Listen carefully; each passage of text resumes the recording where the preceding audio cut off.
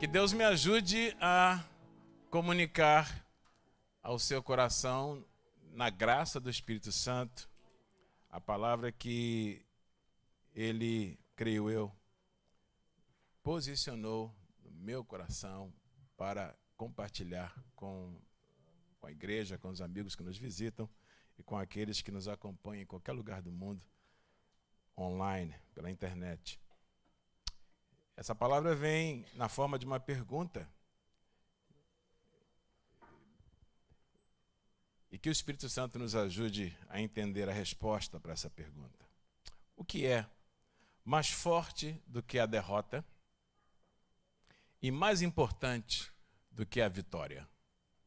O que pode ser mais forte do que a derrota, do que a perda, do que o fracasso, do que os percalços da vida? E, ao mesmo tempo, o que pode ser mais importante do que a vitória, os triunfos, as bênçãos, as conquistas? Porque enquanto aqui vivemos, meus queridos, enquanto vivemos nesse mundo, estamos sempre deslizando a nossa vida sobre estas duas barras, como se fosse um só trilho com duas barras. A barra da derrota, da perda, do fracasso, e a barra da vitória, da conquista, das bênçãos alcançadas. Estamos sempre navegando sobre essas duas barras, como se fôssemos um trem humano. E há momentos em que visitamos a vitória e há momentos em que lidamos com a derrota. Mas o que é, ao mesmo tempo, é a pergunta dessa manhã, mais forte do que a derrota e mais importante do que a vitória?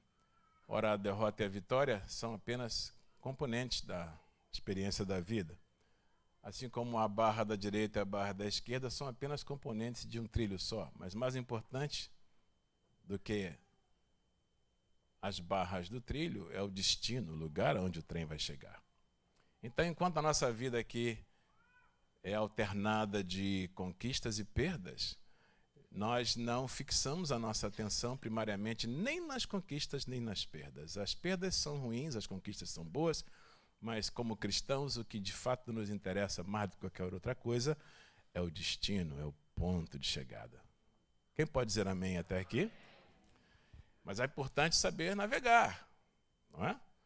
Como diz o poema, né? A canção portuguesa, navegar é preciso aprender a nadar, aprender a deslizar, aprender a se mover na vida sem descarrilhar, nem para o desespero, quando a nossa vida se inclina para as perdas, nem para a euforia soberba, quando a nossa vida se inclina para as conquistas. É preciso saber deslizar a nossa vida no trilho da experiência humana. E é exatamente sobre isso que eu queria conversar com você nessa manhã. O que é então, meus queridos? O que é mais forte do que a derrota e mais importante do que a vitória? 1 Samuel capítulo 30, verso 6, aqui está um dos meus versículos favoritos em toda a Bíblia. Eu amo a palavra de Deus, de Gênesis a Apocalipse. Mas eu tenho que confessar que há algumas passagens que me são mais caras, mais preciosas, mais marcantes, e esta é uma delas.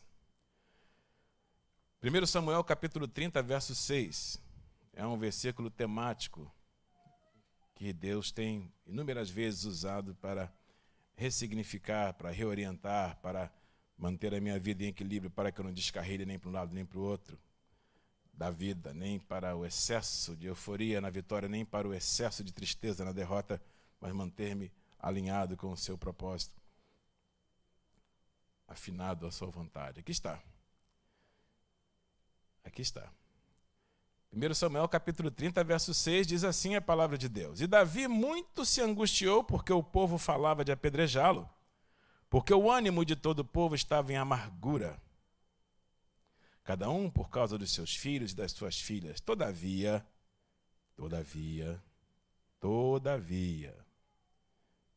Davi se esforçou no Senhor, seu Deus.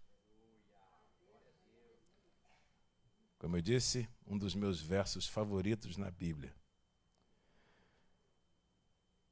É um verso pequeno, mas recheado de verdade, de poder, de revelação, de ensino para todo aquele que quer viver nesta vida de maneira equilibrada e afinada com a vontade de Deus.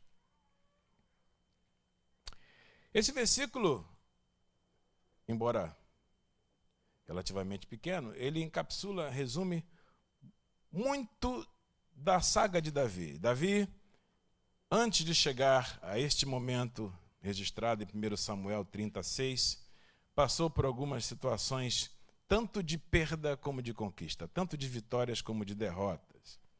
E eu preciso, a fim de ajudá-lo a entender o que é mais forte do que a derrota e mais importante do que a vitória, eu tenho necessidade de fazer um breve resumo sobre a saga de Davi até chegar a este momento de 1 Samuel 36. Observe que Davi não era ainda um rei. Neste momento da história, Davi não é ainda um rei. Ele é um rei em potencial, é verdade.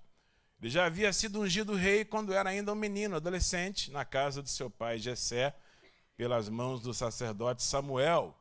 Davi já havia recebido a coroa em potencial. Ele era potencialmente rei, ungido rei.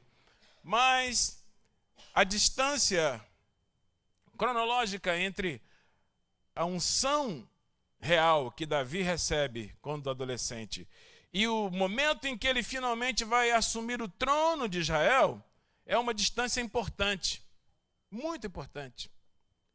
Passam-se longos anos, aproximadamente 20 anos ou mais, desde o momento em que Davi recebe a unção real na casa do seu pai. Ele que era ainda um adolescente, pastor de ovelhas, um menino simples, mas apaixonado por Deus, até o dia em que Davi é aclamado rei de todo Israel, passam-se largos anos. Na verdade, desde o momento em que Davi recebe a unção real em casa, até Ziclag, até 1 Samuel 36, muitas coisas acontecem, boas e ruins. Se não, vejamos.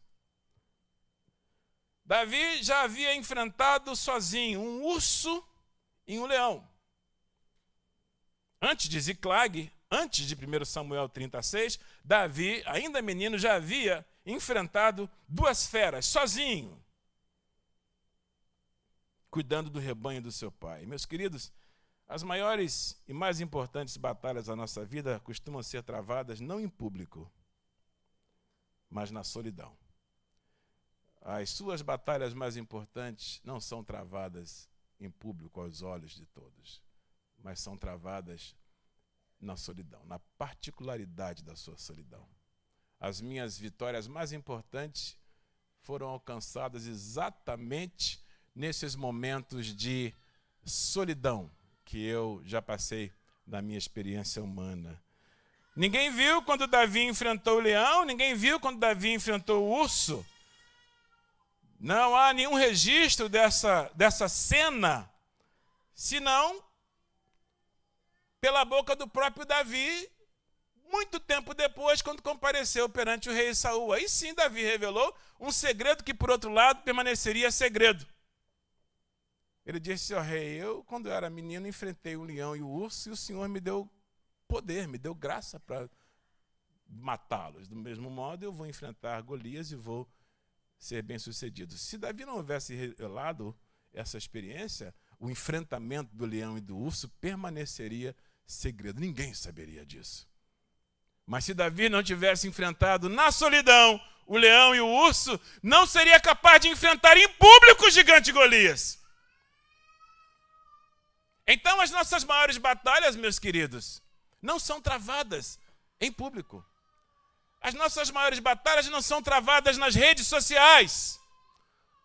As nossas maiores batalhas não são travadas no púlpito da igreja. As nossas maiores batalhas não são travadas aos olhos das pessoas, mas em particular. É possível que alguns de vocês nesse auditório bendito nessa manhã ou nos acompanhando online esteja nesse momento enfrentando uma batalha particular muito acirrada. O conflito talvez esteja morando dentro do seu peito. Talvez a guerra esteja agora não do lado de fora. Não tem muito a ver com dinheiro, ou com trabalho, ou com bens materiais, mas tem a ver com a turbulência que está aí fibrilando na sua alma, que ninguém sabe. Quem olha para você, bem arrumado, sorridente, bem composto, não sabe que dentro de você pode existir aí um urso e um leão, prontos para lhe devorar, prontos para lhe jogar para baixo. O que é a depressão, senão o enfrentamento de um leão e um urso na solidão da vida, sem que ninguém veja? E se você cair por dentro, não sobra energia, não sobra vigor para enfrentar as lutas de fora.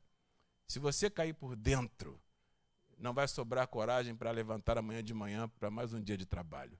Há pessoas sinceras que não conseguem levantar da cama porque foram devoradas por dentro. Embora robustas, embora fortes, embora simpáticas, foram devoradas pelo leão e o urso particulares. Davi os enfrentou sozinho. Uma grande vitória, sem dúvida alguma. Imagina, menino adolescente enfrentar um leão e um urso sozinho e vencê-los na força do Senhor. Uma grande vitória. Mas depois que Davi enfrentou e venceu o urso e o leão, ele teve que lidar com o desprezo do seu irmão mais velho, Eliabe, quando decidiu enfrentar o gigante Golias. Davi precisou desprezar o desprezo do seu irmão. E eu vou lhe dizer uma coisa, com a graça de Deus, espero que você escreva na tábua do seu precioso coração. Muitas vezes, a fim de avançar na vida e vencer com a ajuda de Deus, é necessário aprender a desprezar o desprezo. É necessário aprender a desprezar o desprezo. Algumas pessoas vão desprezar você mesmo. Vão desrespeitar quem você é como ser humano. Algumas pessoas vão desvalorizar quem você é em Deus. E se você for dar ouvidos a esse tipo de narrativa, você não vai conseguir vencer Golias. Davi precisou desprezar o desprezo do seu irmão. Seu irmão desprezou e disse: quem é você para enfrentar Golias? Volta lá para as suas poucas ovelhas. Você não passa de um menino sardento, cheirando a mato, cheirando a bicho. Quem é você para fazer o que os melhores guerreiros de Israel não são capazes de fazer? Derrotar o gigante filisteu. Traduzindo num bom carioquês, era como se Eliabe estivesse dizendo para Davi: vai caçar tua turma, maluco.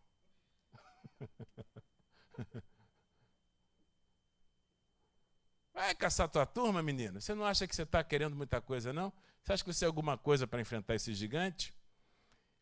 Se Davi tivesse dado ouvidos ao discurso de Eliabe, teria voltado para casa com a sua marmitinha na mão, vazia, e ninguém saberia dele. Não teria sido o personagem histórico que até hoje é cultuado no mundo inteiro, principalmente em Israel. Davi é celebrado como um dos personagens mais importantes da história daquela nação, e de fato é. Mas precisou desprezar o desprezo de Eliabe.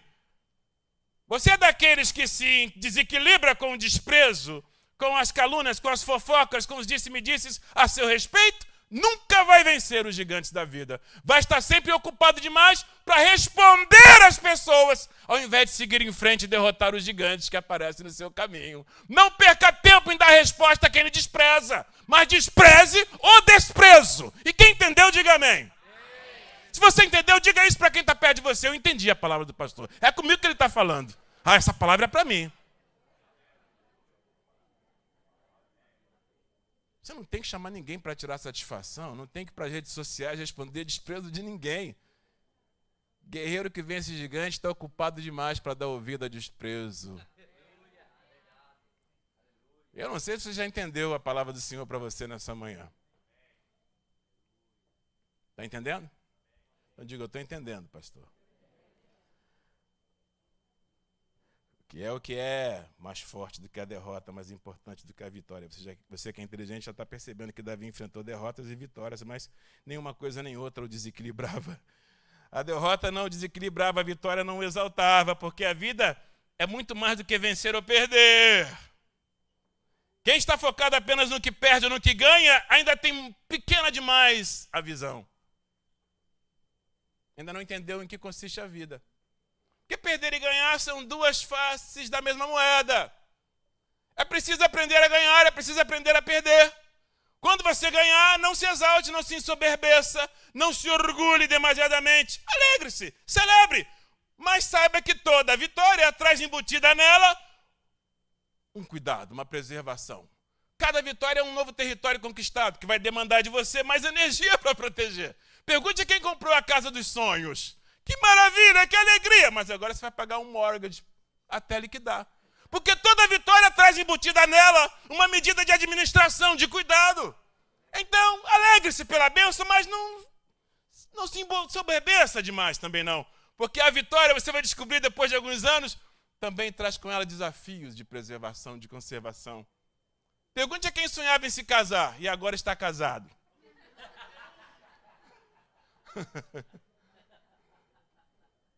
Você vai ter que administrar, cuidar, negociar, trabalhar, perdoar, caminhar a segunda milha, fazer de conta que não ouviu.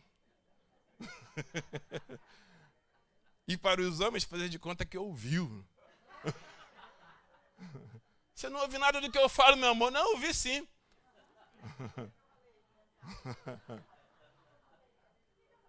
Pergunte a quem sonhava em construir o seu business, ter o seu próprio negócio.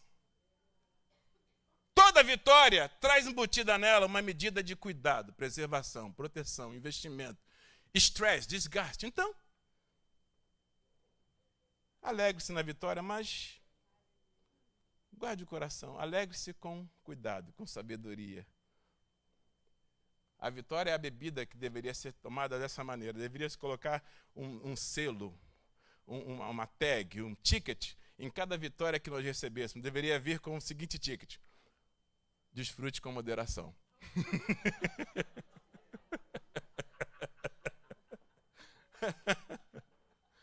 Desfrute, alegre-se, mas com moderação. Alguns de vocês aqui que sonham que um dia poder visitar o país de origem, amém, mas o dia que você puder, você vai descobrir na primeira, segunda, terceira viagem, vai pensar, meu Deus, por que eu sofri tanto a vida inteira esperando isso?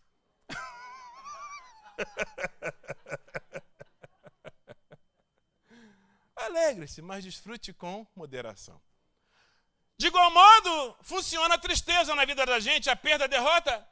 Não é diferente da vitória nesse sentido, porque quando nós perdemos alguma coisa, quando nós fracassamos, quando uma tristeza, uma angústia visita a nossa experiência humana, você vai descobrir também, depois de algum tempo, que a tristeza não é tão triste assim, que a derrota não é tão horrível assim. Muitas coisas que nós perdemos na vida, muitas lutas que nós enfrentamos, se você jogar 5 a 10 anos sobre elas, vai descobrir que elas não eram tão desastrosas assim. Então está triste, entristeça-se. Está ok ficar triste. Não tem nenhum problema entristecer-se na vida. Mas não se desespere com o que você perdeu. Alguns, por exemplo, que perderam grandes amigos que foram embora, não quiseram mais amizade com você, 5 a 10 anos depois descobriram que foi uma das melhores coisas que aconteceram na sua vida. O rompimento daquela amizade complicada.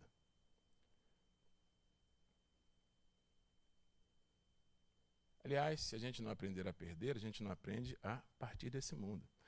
Um dos papéis pedagógicos dos fracassos da vida é exatamente nos ensinar a morrer, nos ensinar a partir daqui um dia. As pequenas perdas, ou mesmo as grandes perdas, nos treinam para o dia em que finalmente vamos perder tudo, ir embora desse mundo. Se você não perde nada, vai ser difícil morrer. Os desesperados na hora da morte são aqueles que sempre tiveram dificuldade para perder. Por isso que as perdas são pedagógicas, porque vão nos treinando para o dia em que finalmente eu e você perderemos tudo, deixaremos tudo aqui.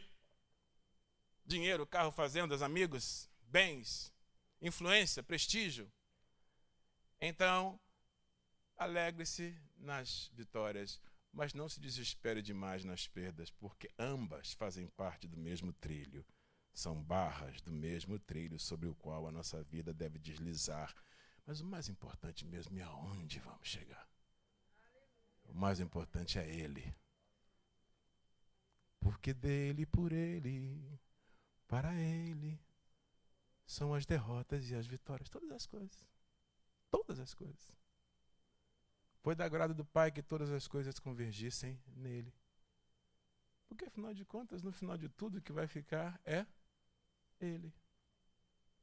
Quem pode dizer amém para essa palavra? Davi enfrentou percalços e vitórias, mas seguiu em frente no trilho da vida. Teve que enfrentar o gigante Golias. Que vitória! Mas eu disse, quando vencer, alegre-se, mas desfrute com moderação, porque Davi logo descobriu que aquela grande vitória sobre Golias lhe custou o ciúme do rei Saul. Ele acabou de derrotar um gigante e despertou outro. Matou um gigante físico, mas despertou um gigante maior do que Golias, que estava dentro do peito de Saul. Quietinho, adormecido. Mas quando Saul soube que as cantigas mudaram, nos riachos, nas fontes onde as mulheres lavavam roupa, a modinha popular foi alterada na sua letra. Antigamente se cantavam, as mulheres cantavam lavando roupa, os meninos cantavam apacentando os rebanhos, os guerreiros cantavam voltando do campo de batalha. Saul matou milhares! Essa era uma música fácil, de letra simples, cantada em todas as rádios e paradas de sucesso de Israel àquela altura. Mas foi só Davi derrotar o gigante que alguém mudou, fez um remix na letra da canção, e a canção foi alterada e passou a ser cantada assim por todos. Saul matou milhares, mas Davi matou 1000 milhares. E essa versão remix chegou ao rádio de Saul no palácio. Que é isso? Então quer dizer que o cara da vez agora é Davi? Só porque ganhou e matou esse gigantinho? Davi não sabia que ao derrotar um gigante iria despertar outro. Assim é a vida. A gente acaba de receber uma vitória e descobre que está diante de um novo gigante. Pastor Sérgio, o que você comeu no breakfast? Você está pessimista? Não, eu estou realista. Eu não quero coçar o seu ego, não quero fazer você sair daqui pensando. Minha preocupação não é que você saia daqui uma mensagem feel good, todos são maravilhosos, a vida é perfeita, ninguém dá topada em pedra, crente não tem dor de barriga, essas coisas que na verdade servem para o consumo, mas não servem para a vida real. Servem para o consumo nas redes sociais. Quem prega isso faz sucesso, porque vende, mas não serve para a vida real. Sabe um remédio que é barato, mas que não faz efeito? Não é o que eu quero dar para você aqui. Então não estou sendo pessimista, estou sendo realista. Porque você precisa de alguma coisa que seja mais forte do que as derrotas que você enfrenta. E ao mesmo tempo mais importante do que as vitórias que você conquista. Para que a sua vida não seja nem desequilibrada pela derrota, nem definida pela vitória.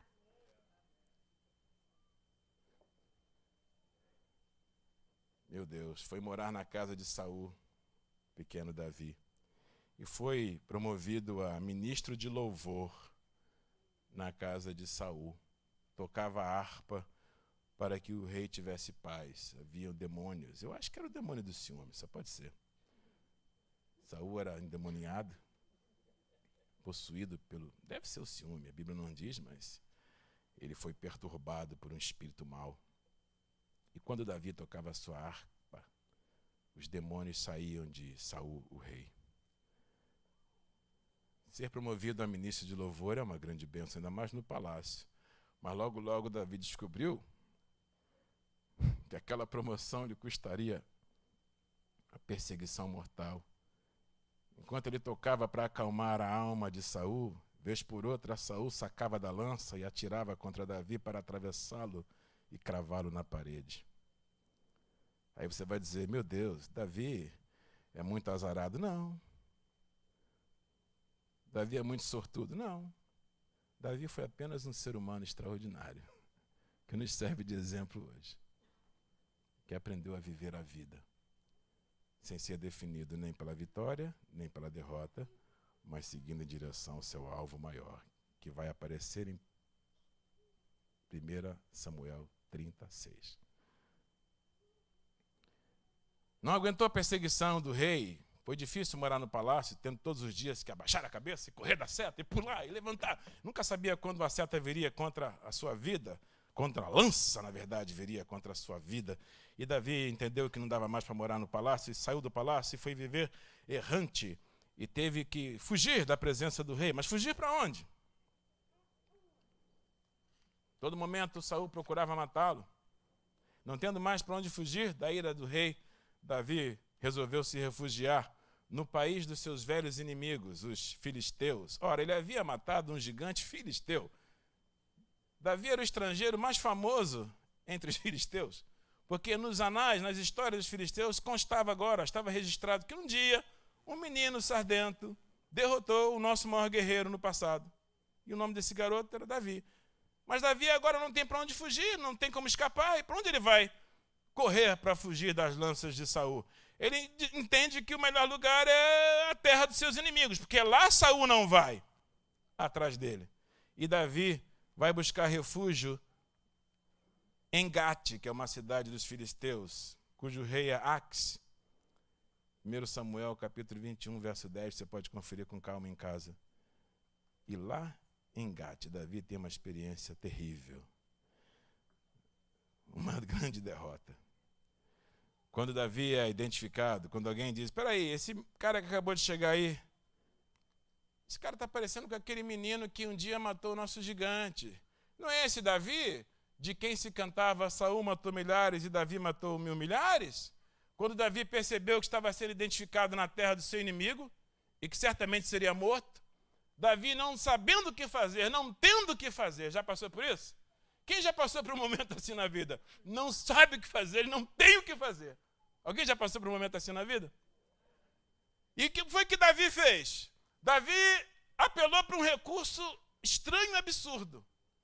Começou a se comportar como um louco, começou a babar, ia virar o olho, ia rolar no chão, ia dar uma de maluco, de modo que o rei Ax disse, meu Deus, será que já não me faltavam malucos aqui na minha cidade? Para vir esse imigrante louco aqui, babar na minha frente, manda esse cara sair da minha frente. Foi ali que Davi escapou, ao invés de ser morto, foi repelido. Mas esse momento de desprezo de Ax custou a Davi um drama emocional robusto na sua alma. Imagine, um homem que havia acostumado-se a grandes vitórias, agora estava tendo que fingir de louco para sobreviver. Imagine como isso afetou emocionalmente a alma de Davi. E você, que está me ouvindo aqui no santuário, ou mesmo pela internet, que já precisou em algum momento da sua vida, desesperado, você que já conheceu a mão de Deus, o poder de Deus, a graça de Deus, as vitórias de Deus, mas que precisou em algum momento lançar mão de um recurso escuso para alcançar uma vitória, sabe o preço que Davi pagou? Não por ter escapado, mas pela maneira como escapou. Poderia ter pensado, meu Deus, a que ponto eu cheguei na vida? Eu que já venci um leão e um urso com a força de Deus, eu que já venci um gigante filisteu, e agora tenho que fingir de louco para sobreviver. Olha que ponto de derrota eu cheguei na vida. Saiu dali e foi se refugiar numa caverna. O nome da caverna é Adulam, a caverna de Adulam, mas eu diria que poderia ser chamada também da caverna da depressão, porque imagine que Davi entrou naquela caverna e deve ter chorado como uma criança, deprimido, envergonhado, solitário, talvez pensando, meu Deus, o que eu fiz para sofrer tanto? Meu histórico não denuncia nada de errado, eu apenas aprendi a adorar o Senhor desde criança, desde os dias de pastor de rebanho. Eu apenas enfrentei o gigante, eu apenas servi o rei com fidelidade, tocando no seu palácio. Por que é que a vida tem me tratado assim? E agora, para não morrer, eu tenho que fingir de louco. Eu nunca mais vou me esquecer dessa baba falsificada que caiu da minha boca, dessa minha rolada no chão para fingir de louco. Eu vou ter que lidar com essa lembrança para o resto da vida. Um dia eu precisei fingir de louco para sobreviver. Mas, enquanto Davi se refugiava angustiado naquela caverna de Adulão, de repente a notícia se espalhou. Davi, grande Davi, cujo nome era cantado pelas mulheres e pelos guerreiros, está aqui morando sozinho, perdeu tudo, não tem nada, só tem a solidão, só tem a depressão, na caverna de Adulão. Quase que deu um rap aqui, né? Só tem depressão, só tem solidão na caverna de Adulão. Mas eu não vou fazer rap porque é feio fazer rap com a desgraça dos outros. De repente a notícia se espalhou, e aí os vagabundos, os endividados, os angustiados, os desvalorizados na comunidade começaram a tomar conhecimento de que o grande Davi estava em depressão, na solidão, na caverna de Adulão. E começaram a aproximar-se dele e começaram a se apegar a ele. Porque quem é líder, meus amados, nunca deixa de ser. Quem nasceu para ser líder, até na perda lidera. A unção de líder de Davi começou a atrair os piores, os que ninguém queria. Os mercenários sem emprego. Os endividados começaram a se apegar a ele. Esse cara está quebrado. Mas ele está quebrado, mas ele é rei. Ele está por baixo, mas esse cara tem a unção do Senhor. Vamos nos colar com ele, porque afinal de contas é só ele que nos aceita mesmo. Quem vai querer pegar uma turma de bandidos como nós? E Davi começou a abrir uma célula na caverna de Adulão. E começou a discipular aqueles bandidos. Meus queridos, deixa eu lhes falar uma coisa. E que Deus me ajude a falar isso para você. O líder precisa ser quebrado. Se você não entender a quebradura do seu pastor, nunca vai entender que se ele não for quebrado, ele não se identifica com a sua quebradura. Se ele não sofrer, ele não se identifica com o seu sofrimento. Quando encontrar um líder passando por aflição, eu lhe dou um conselho. Não aponte, não critique, ore por ele. E procure entender, meu Deus. Talvez essa luta, essa angústia, sirva para ajudar o meu líder a me entender, a me identificar comigo, a entender os meus problemas, a entender as minhas angústias, e a não me tratar com desprezo e apontar o dedo só para os meus pecados, mas chorar as minhas dores. Eu espero que a minha dor lhe atraia ao invés de lhe repelir. Se você entender, você vai dizer, bom, há uma unção ali que eu preciso receber. Porque daqui a pouco a gente sai da caverna. Daqui a pouco a gente assume o trono. Eu espero que você esteja lá para celebrar comigo. E com a minha família. Oh, meu Deus, se você entendeu, diga para o seu vizinho, é comigo que o pastor está falando.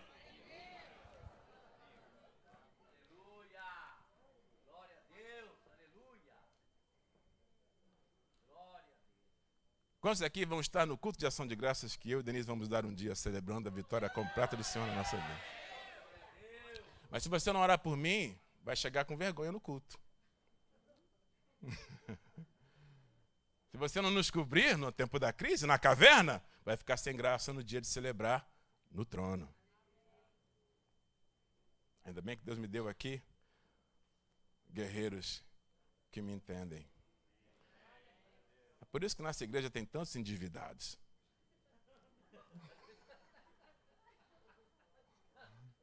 Deus me chamou para os endividados, para os angustiados, para os imigrantes. Que coisa boa! Meus amigos pastores não entendem isso aqui, minha gente. Pastor que não foi imigrante, pastor Valmir Delgado, pastor que não lavou banheiro aqui na América, como nós lavamos. Pastor que não cortou grama. Pastor é que não limpou casa. Eles chegam de helicóptero por cima denunciando o fato de que vocês não são legais. Porque eles não conseguem ver mais nada em vocês. Não sabem que vocês são escolhidos de Deus para trazer avivamento para essa nação. Ainda bem que o nosso ministério tem cheiro de Clorox. Não é isso, pastora Neide?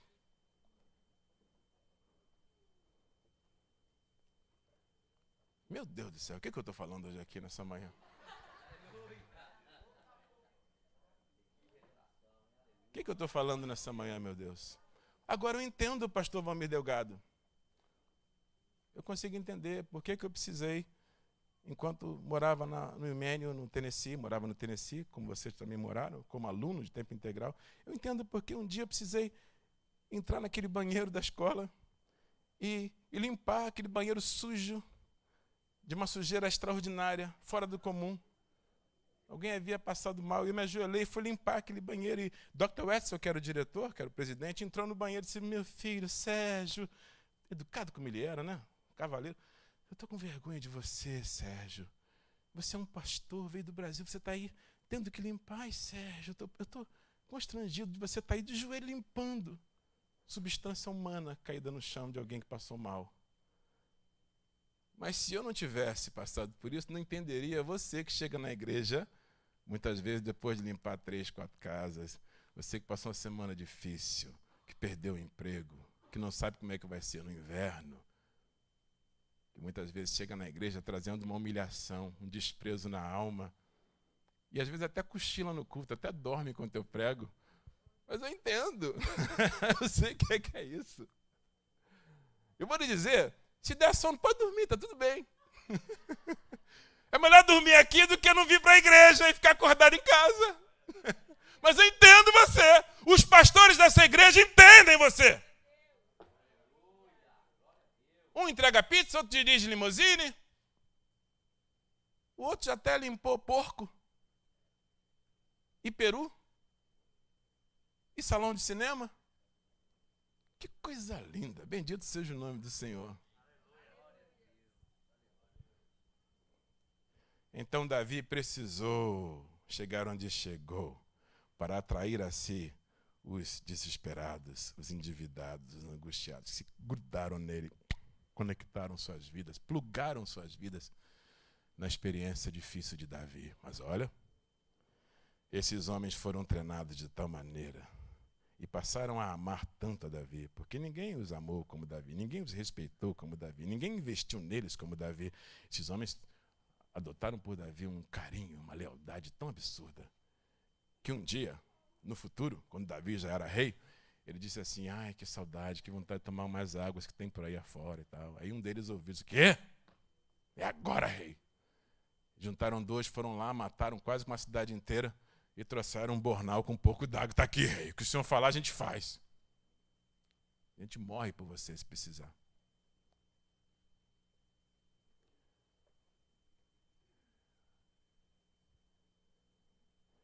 Quatrocentos homens se unem a Davi, se apegam a ele.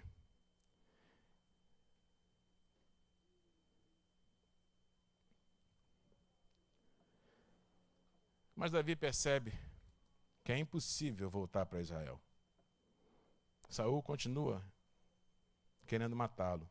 Tiveram uma pseudo-pacificação entre eles, mas Davi sabia no coração que Saul mataria-o assim que pudesse. Davi então decide morar de vez na terra dos filisteus. E ele volta tempos depois, se apresenta a Axe, o rei, e ele com os seus guerreiros, que agora eram 600, não mais 400, seu exército aumenta em 200 soldados. Davi vai morar em Ziclag, terra dos filisteus. Estamos quase chegando lá, 1 Samuel 36.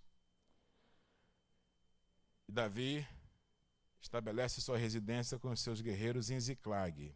Ele, seus 600 soldados, com suas mulheres e filhos, acampam-se na cidade de Ziclag. Uma guerra eclode entre os filisteus e os filhos de Israel. Davi está tão amargurado que ele toma uma decisão estranha, no mínimo estranha. Ele resolve desertar e lutar e alistar-se no exército dos inimigos do seu povo.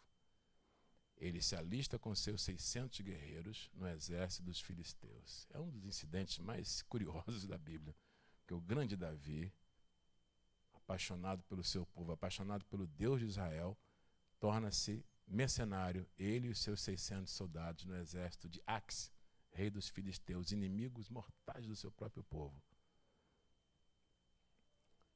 E Ax o aceita, o contrata com todos os seus guerreiros, e Davi passa a lutar as batalhas dos seus adversários, até que um dia a guerra eclode entre os filisteus e os filhos de Israel. Mas Davi está tão intoxicado de amargura que ele resolve lutar contra o seu próprio povo, ele e os seus soldados. E quando eles estão no campo de batalha, preparados para o enfrentamento, de repente os generais, os príncipes dos filisteus, aproximam-se do rei Ax, do seu rei, e dizem: rei, não é bom que esse indivíduo, Davi, e os seus mercenários saiam conosco para o campo de batalha contra os filhos de Israel. Eles são todos israelitas. E pode acontecer que no calor da batalha, na hora da grande decisão, Davi resolva mudar de lado e voltar a lutar pelo seu próprio povo, para fazer média com o seu rei e encontrar de novo o perdão e o acesso de volta a Israel.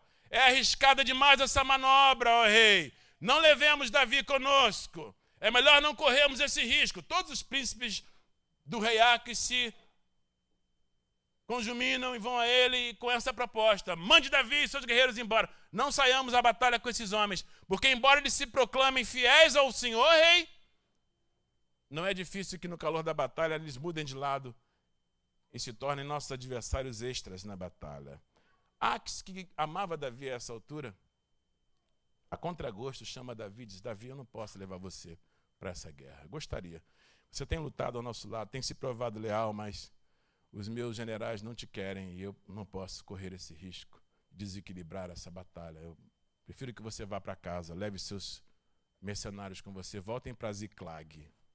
Davi apela, mas Ax não cede, e Davi marcha com seus 600 guerreiros de volta para Ziclag, onde as mulheres e as crianças estão esperando.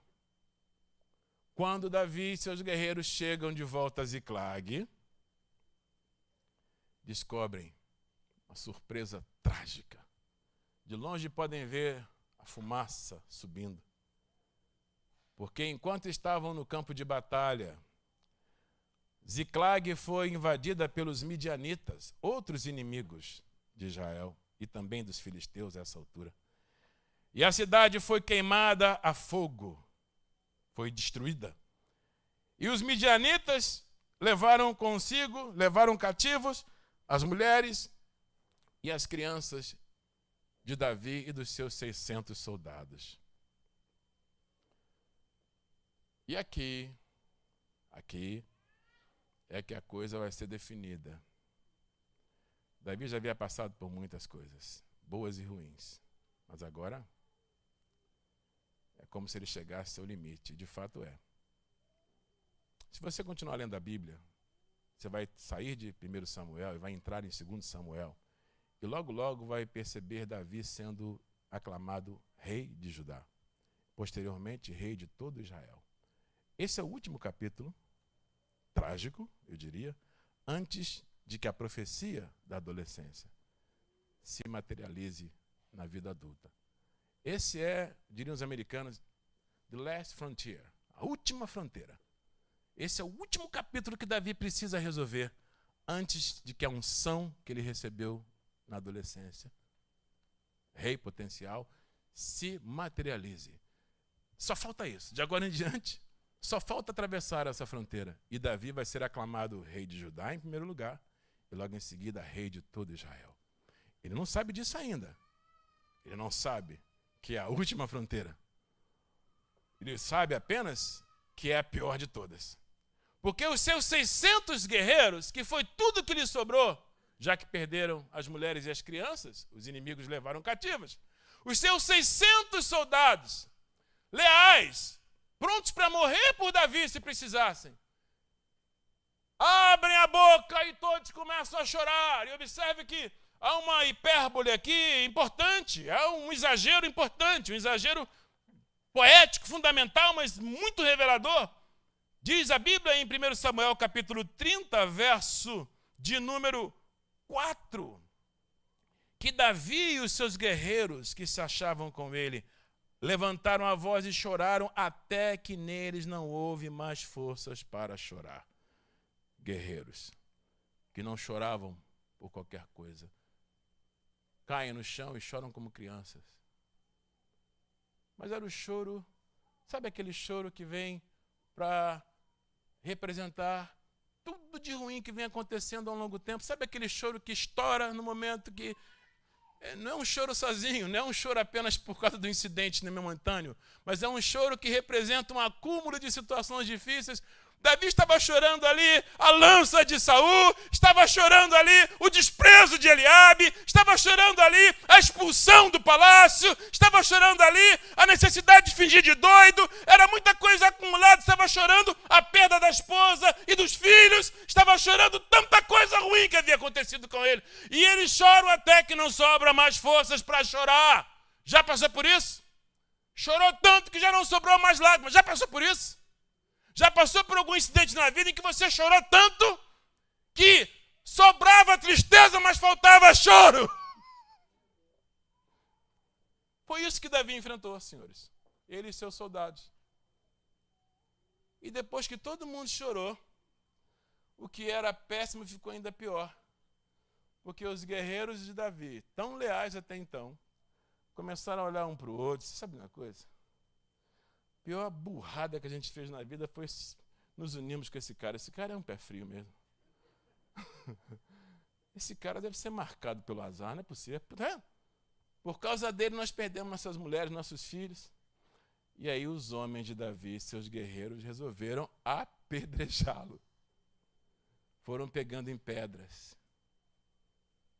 para matar Davi a pedrada. O que é?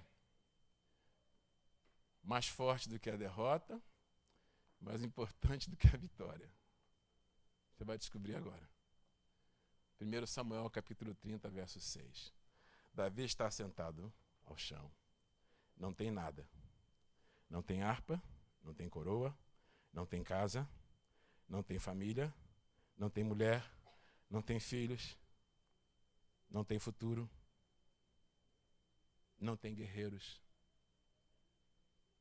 não tem reputação, não sobrou mais nada. O que ele tem é um bando de homens revoltados, cada um com uma pedra maior do que outra na mão, prontos para apedrejá-lo.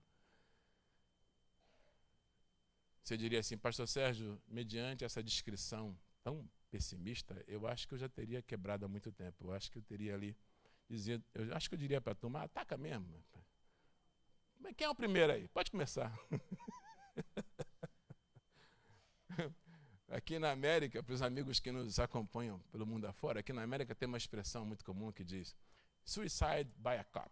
É quando o indivíduo quer se matar e ele então chama a atenção da polícia, provoca um incidente qualquer, ele ameaça maltratar alguém ou ferir alguém só para provocar que o policial atire e o mate, porque ele não tem coragem de se matar. Suicídio pelas mãos de um policial. Eu acho que Davi, naquele momento, eu vou fazer um suicídio a pedrada. Eu vou partir para cima de um deles para eles começarem a apedrejar logo de uma vez e acabar com esse negócio. Que a minha vida é uma alternância de vitórias e derrotas. Quando eu estou me alegrando com a vitória, eu descubro que cada vitória tem embutida nela um novo desafio. Mas o que é que Davi faz? E aqui eu vou terminar. Aqui está um dos versículos mais fascinantes da palavra de Deus, meus irmãos. E me ajuda a entender quando Deus se refere a Davi e diz, achei Davi. Diga comigo, achei Davi.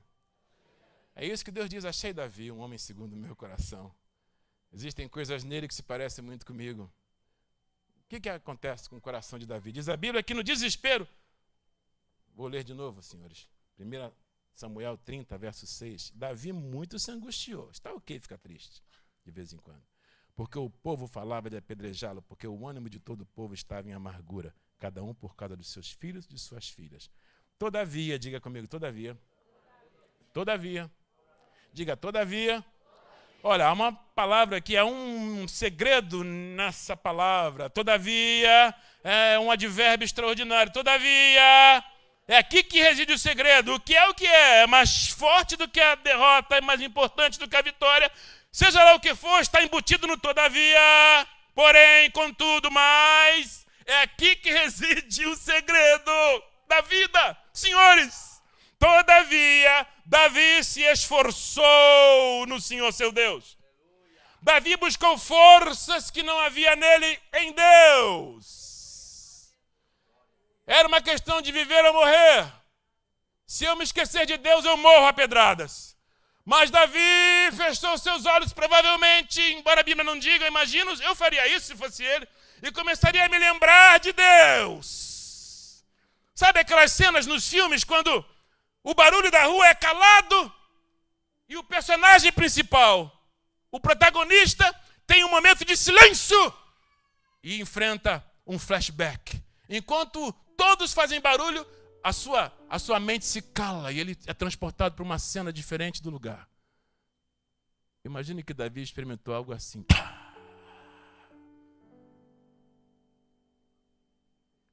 E de repente se encontrou lá no campo, cuidando do rebanho do seu pai, menino.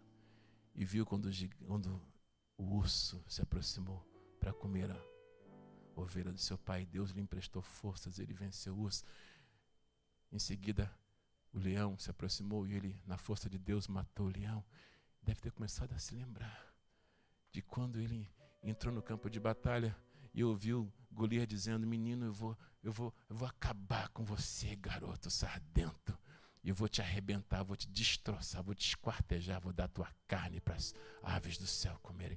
E de repente o Senhor lhe emprestou forças e ele, com uma pedra na sua funda, começou a girar, e disse: você vem contra mim com espadas e varapaus gigante, eu vou contra você no nome do Senhor. E soltou a pedra, e a pedra foi conduzida pelo Senhor até a testa de Golias. Enquanto os soldados à sua volta gritavam e pegavam em pedras, Davi calou a sua alma, calou os seus sentidos e voltou-se para Deus. E começou a se esforçar no Senhor seu Deus. E encontrou recursos, encontrou reservas, encontrou lembranças. Quero trazer à memória aquilo que me dá esperança. Senhores, não é um exercício fácil, mas é absolutamente indispensável. Nas horas de aflição, calar os sentidos e esforçar-se no Senhor. Começou a se lembrar dos salmos que o Senhor lhe deu para cantar.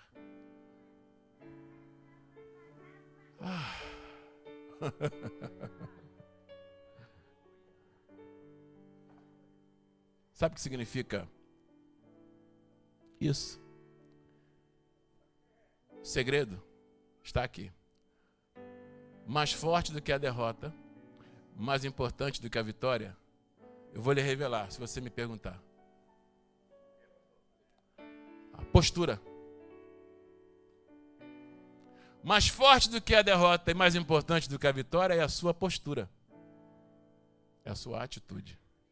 Tanto na derrota quanto na vitória. A derrota e a vitória, como eu já disse, são apenas duas faces da mesma moeda. Mas o que define se você vai se desesperar e se desequilibrar na derrota ou se ensoberbecer e se orgulhar na vitória é a sua postura diante de uma e de outra. Davi assumiu a postura certa. Não era hora de pegar na espada e enfrentar os seus guerreiros e tentar combatê-los.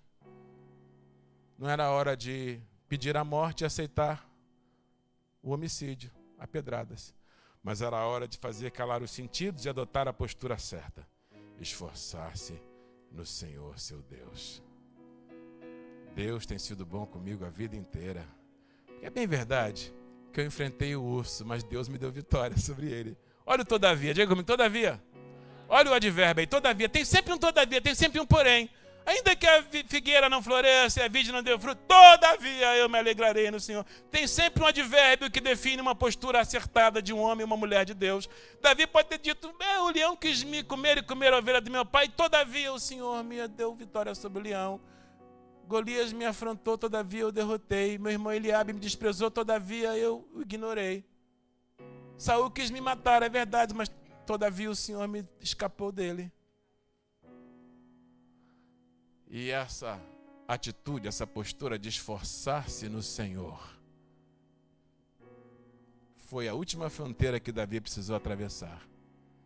Ele se levanta dali, fortalecido em Deus, não se desequilibra, não perde elegância, não se ira contra os seus guerreiros, mas lhes convence: senhores, eu sei que tem tudo dado errado para nós até então. Eu sei que a minha liderança sobre vocês tem representado muita angústia para vocês, mas olha, nós vamos mudar isso. Deus vai me ajudar, o meu Deus vai me ajudar e vocês vão ser abençoados comigo. Vamos recuperar as mulheres e as crianças. Vamos, senhores, vamos levantar. O Senhor vai conosco. O Deus que me deu vitória sobre o leão, sobre o urso, sobre Golias, sobre Saul, Ele vai me dar vitória mais uma vez. Você tem que ter um portfólio, você tem que ter recurso, lembrança, saldo. Você tem que ter experiência com Deus. Você tem que ter a palavra de Deus. Você não pode sacar no vermelho no meio da crise. Você tem que ter alguma coisa de onde sacar. Você tem que ter algum saldo de onde recolher lembranças, memórias, testemunhos. Quando o inimigo começar a dizer, já era, você acabou, você perdeu, você está derrotado, você cala os sentidos e vai buscar nas lembranças. Não, peraí, como é que eu vou quebrar agora? Quando eu saí do meu país para cá, eu não tinha nem um terço do que eu tenho hoje. Meu Deus, enquanto alguns vieram pelo aeroporto, eu vim fazendo turismo ecológico por aí. E Deus me guardou de tudo. E eu cheguei, não, que negócio é esse? Que discurso, que narrativa é essa de que acabou para mim? Não. Teve um dia que eu nem sabia como é que ia pagar a conta de luz no meio do inverno, na segunda-feira. E no domingo Deus me abençoou.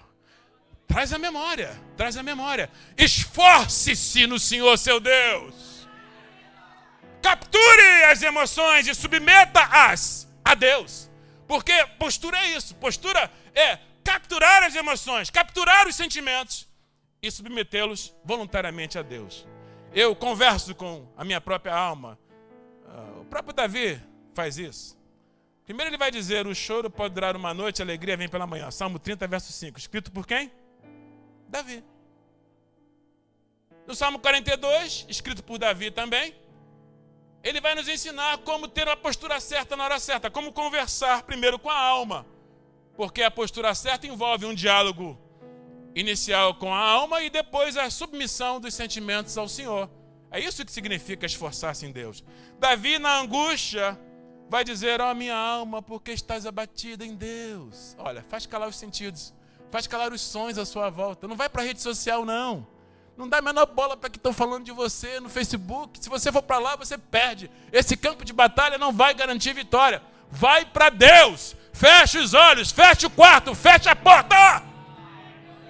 Traz a memória os feitos do Senhor por você.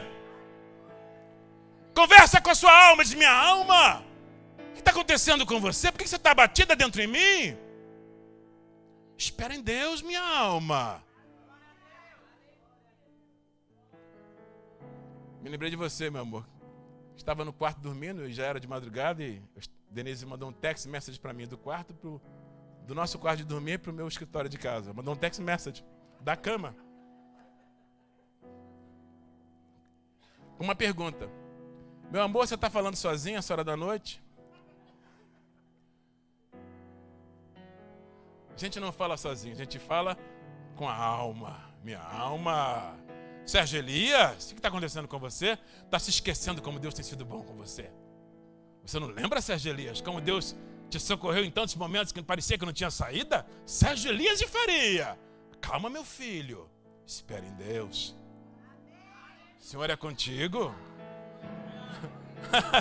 Captura os sentimentos, conversa com a alma. E depois submete a Deus. Espera em Deus, porque eu ainda o louvarei. Ainda darei glórias ao seu nome.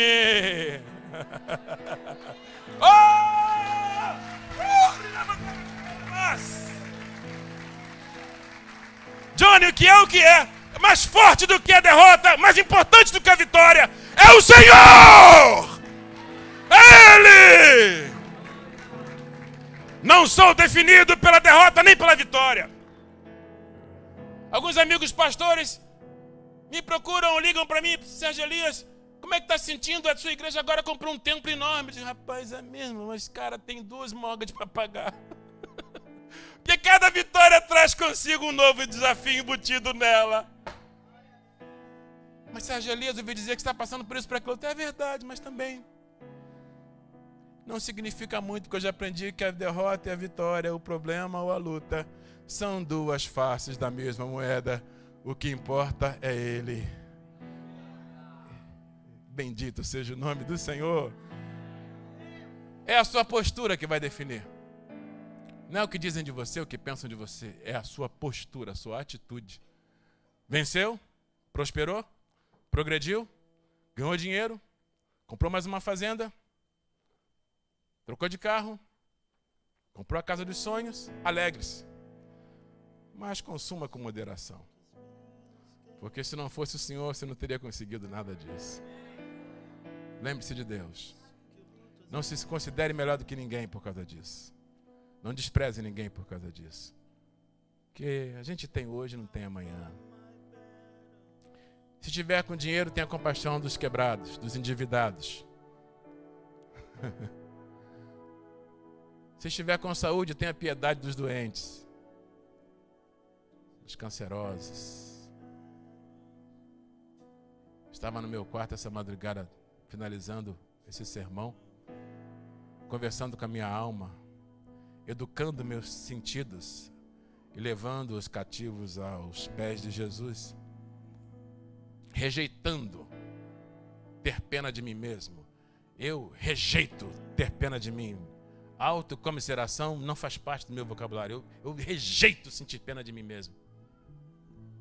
De repente, uma notícia popô no meu celular, pedido de oração sobre uma família de missionários em Angola, pedindo oração, conforto. Deixaram o Brasil, foram para Angola para servir na obra do Senhor. 2 filhas, e a filha mais nova, uma moça, foi assassinada na Angola. 22 anos de idade. Eu falei, meu Deus. Meu Jesus. Você pensa que tem problema? Você pensa que tem aflição, que tem angústia? Meu Deus, há muitos santos muito melhores do que eu, muito mais fiéis do que eu, passando por coisas 10 vezes piores do que eu, mas não perdem a elegância. Não param de dar glórias ao teu nome. Aprenderam que a vitória e a derrota, fundamentalmente, perdem valor diante da postura. Diga para o seu vizinho à direita, à esquerda, à frente, à retaguarda, o segredo é a sua postura, por favor. Você que nos acompanha online, está tudo bem? Está prosperando? Está crescendo? Consuma com moderação, porque você não sabe o dia de amanhã. Não se orgulhe demais, não se soberbeça demais. Não se esqueça de Deus, não pare de ir à igreja. Você sabe como chegou na igreja, quebrado, sem nada. Foi Deus que te prosperou. Não se esqueça do Senhor, hein? Porque a vitória de hoje pode ser a luta de amanhã. Por outro lado, está passando por angústia, aflição, desespero, desprezo. Não se desequilibre, porque a luta de hoje pode ser o testemunho de amanhã. Essa luta que você passa nada mais é do que a plataforma de um testemunho glorioso que você vai dar na presença dos santos. Então, mais forte do que a sua derrota e mais importante do que as suas vitórias é a sua atitude, é a sua postura. Coloque-se de pé, por favor, povo de Deus. É assim mesmo. É desse jeito. É assim que eu luto as minhas guerras. Aleluias. Assim que eu luto as minhas guerras. Assim que eu luto as minhas guerras.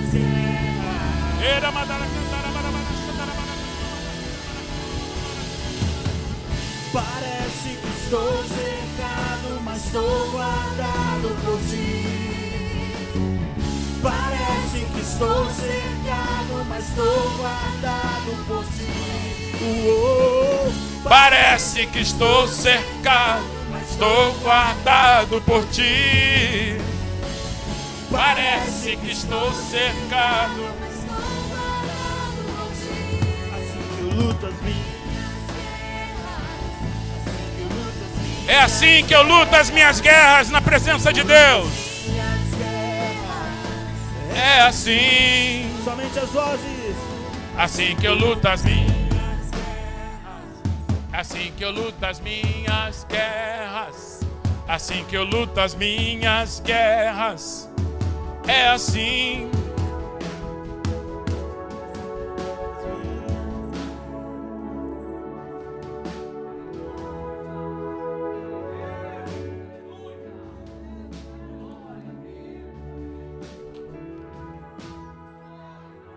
Feche seus olhos, por gentileza.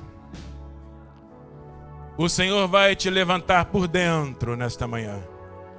O Espírito Santo vai içar as suas emoções caídas,